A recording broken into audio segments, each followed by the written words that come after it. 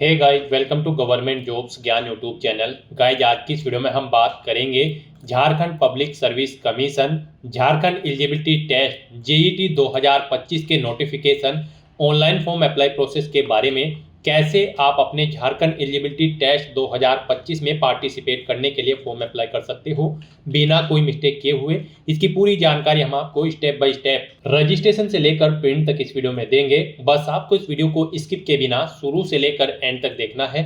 उसके बाद वीडियो पसंद आए तो इसे लाइक और शेयर कर दें। चैनल पर नए हो तो इसे सब्सक्राइब कर लें। साथ ही साथ आपको फॉर्म अप्लाई करते हुए जो भी प्रॉब्लम फेस हो रही है उन सभी का हल आपको इस वीडियो में मिल जाएगा। तो बिना कोई वक्त गंवाए चलिए शुरू करते हैं।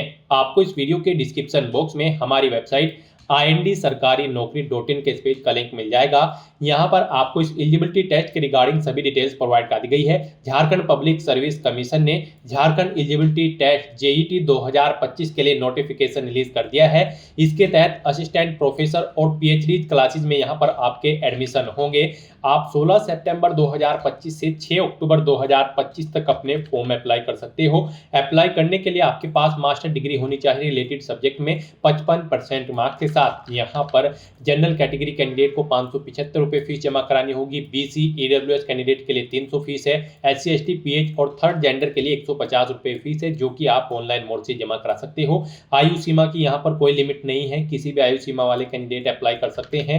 यहाँ पर आप ऑल इंडिया से ऑनलाइन मोड में अप्लाई कर सकते हो। उसके लिए आपको इस पेज को नीचे स्क्रॉल डाउन करते हुए इंपोर्टेंट लिंक सेक्शन में आना है। ऑफिशियल नोटिफिकेशन PDF लिंक पर क्लिक करके यहाँ पर आपको इस एलिजिबिलिटी टेस्ट का ये नोटिफिकेशन ओपन कर लेना है और इसमें से आपको पूरी डिटेल रीड कर लेनी है। यहाँ पर आपको सभी डिटेल्स प्रोवाइड कर दी गई है, जैसे कि क्या टेस्ट का नाम है, कब से कब तक आप अप्लाई कर सकते हो, कैसे अप्लाई कर सकते हो। यहाँ पर पूरी जानकारी आपको दे दी गई है, क्या आपका एलिजिबिलिटी क्राइटेरिया होना चाहिए। आप सभी डिटेल्स यहाँ से रीड करें, उसके बाद अपने फॉर्म अप्लाई कर लें। फॉर्म अप्लाई करने के लिए भी आपको हमारी वेबसाइट के इसी पेज पर ही अप्लाई ऑनलाइन का लिंक दिया गया है। जैसे ही आप इस लिंक पर क्लिक करेंगे, आपके सामने झारखंड पब्लिक सर्विस कमीशन का ये पोर्टल ओपन होगा।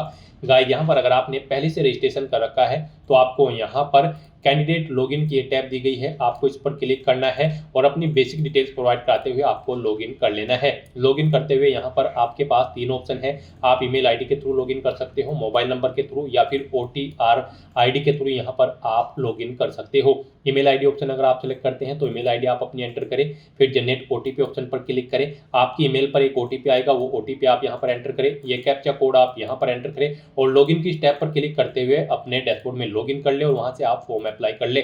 और अगर आप यहाँ पर मोबाइल नंबर ऑप्शन सेलेक्ट करते हैं तो फिर आपको अपना मोबाइल नंबर एंटर करना होगा। जनरेट OTP ऑप्शन पर क्लिक करके एक कैप्चा कोड यहाँ पर एंटर करना होगा और फिर लॉगिन की टैब पर क्लिक करते हुए आपको लॉगिन कर लेना होगा। तो इस तरह से यहाँ पर आप इन तीनों ऑप्शन में से किसी भी ऑप्शन का यूज करते हुए लॉगिन कर सकते हो और अपना फॉर्म अप्लाई कर सकते हो। और गाइस, यहाँ पर अगर आप इस पोर्टल के थ्रू किसी भर्ती या फिर एग्जाम में पार्टिसिपेट करने के लिए फर्स्ट टाइम अप्लाई करने जा रहे हो तो सबसे पहले यहाँ पर आपको अपना रजिस्ट्रेशन करना होगा। उसके लिए आपको यहाँ पर न्यू रजिस्ट्रेशन की टैब दी गई है, आपको इस पर क्लिक करना है और अपनी बेसिक इन्फॉर्मेशन प्रोवाइड कराते हुए यहाँ पर आपको अपना रजिस्ट्रेशन करना है। सबसे पहले गाइस, यहाँ पर आपको अपना आधार कार्ड नंबर एंटर करना है, उसे एक बार फिर से एंटर करके कंफर्म कर लेना है।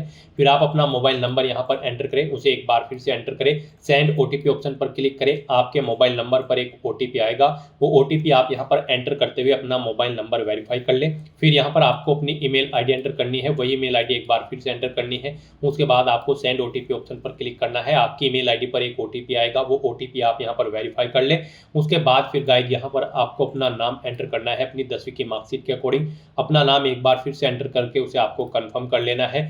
फिर यहाँ पर आपको अपनी 10वीं क्लास का रोल नंबर एंटर करना है। उसके बाद यहाँ पर आपसे पूछा गया कि क्या आपने कभी अपना नाम चेंज किया है। अगर किया है तो आप यस करेंगे और फिर चेंज नेम यहाँ पर देंगे और उसे एक बार फिर से एंटर करके कंफर्म कर लेंगे। चेंज नहीं किया है कभी आपने अपना नाम तो नो ऑप्शन ही सिलेक्ट रहने देंगे। फिर यहाँ पर आपको अपनी डेट ऑफ बर्थ इस कैलेंडर में से सिलेक्ट कर लेनी है, वही डेट ऑफ बर्थ एक बार फिर से सिलेक्ट करके कंफर्म कर ले। अपना जेंडर यहाँ पर आप सिलेक्ट करें, उसे भी एक बार फिर से सिलेक्ट करके कंफर्म कर ले। उसके बाद यहाँ पर आपको अपने फादर का नाम एंटर करना है, फादर का नाम एक बार फिर से एंटर करके उसे कंफर्म कर लेना है। ऐसे ही फिर यहाँ पर आपको अपना मदर का नाम एंटर करना है, उसे भी कंफर्म कर लेना है। उसके बाद आपके पास कोई अल्टरनेट मोबाइल नंबर है तो वो यहाँ पर आप एंटर कर सकते हैं, नहीं है तो इस कॉलम को खाली छोड़ दें। इस तरह से अपने डिटेल प्रोवाइड करने के बाद फिर आपको यहाँ पर सेव एंड नेक्स्ट के ऑप्शन पर क्लिक कर देना है। फिर यहाँ पर आपको आपके रजिस्ट्रेशन की डिटेल का पूरा प्रीव्यू शो कर दिया गया है, आपको सभी डिटेल केयरफुली चेकआउट करनी है। उसके बाद यहाँ पर अगर कोई मिस्टेक है तो आप यहाँ पर अपडेट के बटन पर क्लिक करके एडिट कर सकते हैं। नहीं तो यहाँ पर गाइज अब आपको आई एग्री के स्टेप पर क्लिक कर देना है। इस तरह से यहाँ पर आपका one time registration successfully complete हो चुका है। आपको एक OTR नंबर यहाँ पर प्रोवाइड करा दिया गया है। ये OTR नंबर आपके रजिस्टर्ड मोबाइल नंबर और ईमेल आईडी पर भी सबमिट कर दिया गया है। तो यहाँ पर गाइज अब आपको ओके के इस ऑप्शन पर क्लिक करना है। उसके बाद यहाँ पर आपको लॉगिन के इंटरफेस पर रिडायरेक्ट कर दिया जाएगा। यहाँ पर गाइड अब आप अपनी ईमेल आईडी का यूज करते हुए लॉगिन कर सकते हो, या फिर मोबाइल नंबर या फिर OTR आईडी जो आपको प्रोवाइड कराई गई है उसका यूज करते हुए यहाँ पर आप अप्लाई कर सकते हो। यहाँ पर आप अपनी ईमेल आईडी, मोबाइल नंबर या फिर OTR नंबर एंटर करें किसी भी ऑप्शन का यूज करते हुए। फिर आप जनरेट OTP ऑप्शन पर क्लिक करें। उसके बाद आपके मोबाइल नंबर या फिर ईमेल आईडी पर एक OTP सबमिट किया जाएगा। वो OTP आपको यहाँ पर एंटर करना है। ये कैप्चा कोड आपको यहाँ पर एंटर करना है और लॉगिन की स्टेप पर क्लिक करते हुए आपको अपने डैशबोर्ड में लॉगिन कर लेना है। नेक्स्ट यहाँ पर आपको अपना पासवर्ड क्रिएट करना है। पासवर्ड यहाँ पर आप अपना एंटर करें, वही पासवर्ड कंफर्म पासवर्ड फील्ड में एंटर करें। इसके लिए आपको गाइडलाइन दी गई है, आपका पासवर्ड 8 से 15 कैरेक्टर के बीच में होना चाहिए और ये अल्फा न्यूमेरिक फॉर्मेट में होना चाहिए। मींस आपके पासवर्ड में कम से कम एक अपर केस कैरेक्टर, एक लोअर केस कैरेक्टर, एक इंटीजर नंबर और एक स्पेशल कैरेक्टर जैसे कि @ या फिर डॉलर होना चाहिए। तो इस फॉर्मेट में यहाँ पर आपको अपना पासवर्ड रेडी करना है और उसके बाद फिर गाइस यहाँ पर आपको सबमिट के ऑप्शन पर क्लिक कर देना है। इस तरह से यहाँ पर आपका पासवर्ड चेंज हो जाएगा सक्सेसफुली। उसके बाद गाइस यहाँ पर आपको ओके के ऑप्शन पर क्लिक करना है और फिर आपको दोबारा से लॉगिन के इंटरफेस पर डायरेक्ट कर दिया जाएगा। अब आप यहाँ पर दोबारा से ईमेल आईडी के थ्रू लॉगिन कर सकते हो या फिर मोबाइल नंबर के या फिर OTR आईडी के थ्रू यहाँ पर आप लॉगिन कर सकते हो। OTR आईडी अगर आप ऑप्शन सेलेक्ट करेंगे तो फिर यहाँ पर आपको अपनी OTR आईडी एंटर करनी है, अपना पासवर्ड आपको एंटर करना है जो पासवर्ड आपने अभी क्रिएट किया है। ये कैप्चा कोड आपको यहाँ पर एंटर करना है और उसके बाद फिर आपको यहाँ पर लॉगिन की स्टेप पर क्लिक कर देना है। फिर आपके सामने कुछ इस तरह से इंटरफेस ओपन होगा। अब यहाँ पर आपको अपना फोटो और सिग्नेचर अपलोड करने हैं। उसके बाद आपको अपनी कुछ डिटेल और प्रोवाइड करनी है। फिर आपको अपनी क्वालिफिकेशन और एक्सपीरियंस की डिटेल देनी है। फिर फॉर्म का प्रीव्यू चेकआउट करते हुए आपको अपना फॉर्म सबमिट कर देना है। इस तरह से यहाँ पर 6 स्टेप में आपका फॉर्म कंप्लीट होगा। तो गाइस यहाँ पर अब आपको अपना फोटो और सिग्नेचर अपलोड करने हैं। इनके लिए भी आपको गाइडलाइन दी गई है। यहाँ पर आपका फोटो 10 KB से 200 KB के बीच में होना चाहिए। Recent passport size colour photo यहाँ पर आपको अपना अपलोड करना होगा। उसकी DPI यहाँ पर 200 होनी चाहिए। यहाँ पर JPG फॉर्मेट में आपका फोटो होना चाहिए। सिग्नेचर भी यहाँ पर आपके 4 KB से 30 KB के बीच में होने चाहिए। 200 DPI उनकी होनी चाहिए। JPG फॉर्मेट में आपके सिग्नेचर होने चाहिए। तो यहाँ पर आपको चूज फाइल के ऑप्शन पर क्लिक करना है, फाइल को सिलेक्ट कर लेना है और अपना फोटो और सिग्नेचर यहाँ पर आपको अपलोड कर देने हैं और उसके बाद फिर गाइस यहाँ पर आपको सेव एंड नेक्स्ट के ऑप्शन पर क्लिक कर देना है। नेक्स्ट यहाँ पर आपको कुछ अपनी अदर डिटेल प्रोवाइड करनी है। सबसे पहले यहाँ पर आपको अपनी कैटेगरी सिलेक्ट करनी है। उसके बाद आपसे पूछा गया कि क्या आप person with benchmark disability candidate है और आपकी डिसेबिलिटी 40% से अबव है। अगर है तो आप यस करेंगे और फिर डिसेबिलिटी का टाइप सेलेक्ट करेंगे। फिर यहाँ पर सब टाइप ऑफ डिसेबिलिटी देंगे और उसके बाद यहाँ पर आपसे पूछा गया कि क्या आपको स्क्राइब की जरूरत पड़ेगी एग्जाम में। अगर पड़ेगी तो यस करेंगे। तो यहाँ से पर इस तरह से आपको अपनी डिसेबिलिटी की डिटेल दे देनी है। और अगर आप डिसेबिलिटी नहीं है, आप डिसेबिलिटी कैंडिडेट नहीं है, तो आप सिंपली नो ऑप्शन सेलेक्ट करेंगे। फिर आपसे पूछा गया है कि क्या आप एक सर्विसमैन है। अगर है तो यस करेंगे और फिर नहीं है तो नो ऑप्शन सेलेक्ट करेंगे। अपनी नेशनैलिटी आप सेलेक्ट करेंगे। अपना मैरिटल स्टेटस देंगे, आप मैरिड हो या फिर अनमैरिड। फिर आपको अपना डोमिसाइल स्टेट सेलेक्ट करना है, झारखंड। उसके बाद आपको अपना कोरोस्पोंडेंस एड्रेस यहाँ पर एंटर करना है। फिर आपको अपना परमानेंट एड्रेस यहाँ पर एंटर करना है और अगर आपका परमानेंट एड्रेस आपके कोरोस्पोंडेंस एड्रेस के अकॉर्डिंग सेम है तो यहाँ पर आप इस चेकबॉक्स को ओके कर देंगे। Same as correspondence address, automatically आपका परमानेंट एड्रेस आपके कोरोस्पोंडेंस एड्रेस के अकॉर्डिंग फिल हो जाएगा। इस तरह से अपने सभी डिटेल्स यहाँ पर फिल करने के बाद गाइस फिर आपको सेव एंड नेक्स्ट के ऑप्शन पर क्लिक कर देना है। नेक्स्ट यहाँ पर आपको अपनी क्वालिफिकेशन की डिटेल प्रोवाइड करनी है। गाइस यहाँ पर इस एलिजिबिलिटी टेस्ट में पार्टिसिपेट करने के लिए आपके पास पोस्ट ग्रेजुएट डिग्री होनी चाहिए रिलेटेड सब्जेक्ट के अंतर्गत, जिसके तहत यहाँ पर आप PhD में एडमिशन लेना चाहते हैं या फिर असिस्टेंट प्रोफेसर की पोस्ट पर आप जॉब करना चाहते हैं। तो यहाँ पर आपको अपनी 10वीं क्लास से लेकर पोस्ट ग्रेजुएशन तक की डिटेल प्रोवाइड कर देनी है। तो सबसे पहले यहाँ पर आपको एग्जाम का नाम सेलेक्ट करना है जिसकी डिटेल आप प्रोवाइड करने जा रहे हैं। जैसे कि सबसे पहले आपको 10वीं क्लास की डिटेल देनी है। फिर यहाँ पर आपको हाई स्कूल ऑप्शन सेलेक्ट करना है। सब्जेक्ट या स्ट्रीम देने हैं जिसमें आपने अपनी 10वीं क्लास पास आउट की है। इंस्टीट्यूट का नाम या फिर कॉलेज का नाम देना है। बोर्ड का नाम देना है जिससे आपने अपनी 10वीं क्लास पास आउट की है। फिर यहाँ पर आप कंप्लीट कर चुके होंगे तो यहाँ पर आपको कंप्लीट ऑप्शन सेलेक्ट करना है। पासिंग मंथ यहाँ पर आपको सेलेक्ट करना है। उसके बाद गाइज यहाँ पर आपको अपना पासिंग ईयर सेलेक्ट करना है, कब आपने पास आउट किया है अपनी 10वीं क्लास को। फिर यहाँ पर आपने कितने % मार्क्स ऑब्टेन किए हैं 10वीं में वो आपको एंटर करने हैं। आपकी फर्स्ट क्लास थी, सेकंड थी या थर्ड थी, ऑप्शन सेलेक्ट करें। फिर यहाँ पर आपको अपनी 10वीं क्लास का सर्टिफिकेट नंबर ऐड कर देना है, एंटर कर देना है। और फिर गाइज यहाँ पर आपको उसके बाद ऐड के इस ऑप्शन पर क्लिक करके अपनी ये क्वालिफिकेशन की डिटेल यहाँ पर ऐड कर देनी है। इस तरह से यहाँ पर आपको अपनी 10वीं क्लास से लेकर पोस्ट ग्रेजुएशन तक की डिटेल ऐड कर देनी है। अपनी क्वालिफिकेशन की सभी डिटेल्स ऐड करने के बाद फिर आपको सेव एंड नेक्स्ट के इस ऑप्शन पर क्लिक कर देना होगा। नेक्स्ट आपको आपके एप्लीकेशन फॉर्म का पूरा प्रीव्यू शो कर दिया गया है। आपको सभी डिटेल्स केयरफुली चेकआउट करनी है। पेज को नीचे स्क्रॉल डाउन करना है, डिक्लेरेशन सेक्शन में आना है, इस चेकबॉक्स को ओके करना है। फिर आपको सिग्नेचर ऑफ एप्लीकेंट में क्या आपके सिग्नेचर सही हैं तो यहाँ पर आपको इस चेकबॉक्स को ओके करना है। इस तरह से यहाँ पर अगर आपके फॉर्म में कोई मिस्टेक है चेकआउट करने के बाद तो आप बैक बटन पर क्लिक करके एडिट कर सकते हैं। और अगर सभी चीजें ओके हैं तो गाइस यहाँ पर बस अब आपको कंफर्म के इस ऑप्शन पर क्लिक कर देना है। इस तरह से यहाँ पर आपका one time registration successfully complete हो चुका है, आपको मैसेज शो कर दिया गया है। अब आप यहाँ पर एलिजिबल हो जो अवेलेबल पोस्ट है उन पर अप्लाई करने के लिए। तो यहाँ पर अप्लाई करने के लिए गाइज अब आपको to apply please click here के इस लिंक पर क्लिक कर देना है, या फिर गाइज यहाँ पर आपको ओके के इस ऑप्शन पर क्लिक करना है। फिर यहाँ पर आपको आपके डैशबोर्ड में डायरेक्ट कर दिया जाएगा। अब गाइज यहाँ पर अप्लाई करने के लिए आपको अप्लाई फॉर पोस्ट के इस ऑप्शन पर क्लिक करना है और उसके बाद अप्लाई फॉर पोस्ट के इस ऑप्शन पर क्लिक कर देना है।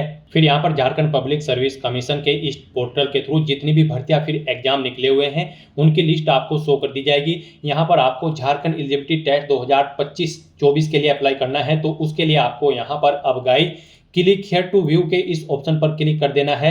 यहाँ पर आपको इस एग्जाम के रिगार्डिंग सभी डिटेल्स प्रोवाइड कर दी गई है, जैसे कि इसकी रजिस्ट्रेशन की स्टार्टिंग डेट क्या है, अप्लाई करने की लास्ट डेट क्या है, कब से कब तक आप मॉडिफाई कर सकते हो, फीस पेमेंट कर सकते हो, सभी डिटेल्स यहाँ पर आपको दे दी गई है। तो यहाँ पर आप जिस भी टेस्ट या फिर भर्ती के लिए अप्लाई करना चाहते हैं उसके लिए आपको क्लिक हियर टू व्यू के लिंक पर क्लिक करना है। फिर यहाँ पर आपको उस भर्ती या फिर टेस्ट के रिगार्डिंग डिटेल्स प्रोवाइड कर दी जाएगी। उसके बाद गाइड फिर यहाँ पर आपको अप्लाई नाउ के इस लिंक पर क्लिक करना है। फिर यहाँ पर आप ये सभी जनरल इंस्ट्रक्शंस रीड करें और उसके बाद आई एग्री की इस टैब पर क्लिक कर दें। फिर यहाँ पर आपको अपनी कुछ डिटेल्स प्रोवाइड करनी है। सबसे पहले यहाँ पर आपको पेपर सेकंड का सब्जेक्ट सेलेक्ट कर लेना है।